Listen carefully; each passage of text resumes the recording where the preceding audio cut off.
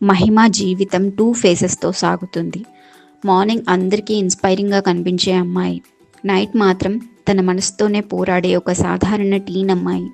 16 సంవత్సరాల మహిమ ఒక perfect girl అనిపిస్తుంది అందరికీ. తను హై స్కూల్లో అడుగుపెట్టగానే అందరి చూపులు ఆమెపైనే ఉంటాయి. ఎందుకంటే ఎగ్జామ్స్లో ఎప్పుడూ తనే ఫస్ట్, డిబేట్ టీమ్కి కెప్టెన్.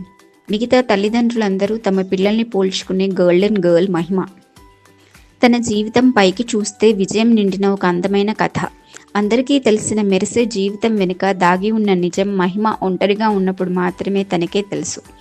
ఆమె గదిలో ఒంటరిగా కూర్చుని ఎవరికీ చెప్పుకోలేని తన భయాలు, ఒత్తిళ్లు, టెన్షన్స్ తనలో తాను మౌనంగా పోరాడుతుంది.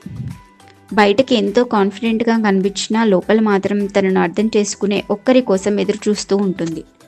అర్ధరాత్రి 2 గంటలకు ప్రపంచమంతా నిద్రలో ఉన్నప్పుడు మహిమ గది ఒక్కసారిగా మారిపోతుంది. ఆమె ఒక కెమెరాను సెట్ చేస్తుంది, కానీ అది ఆమె ముఖం వైపు ఉండదు.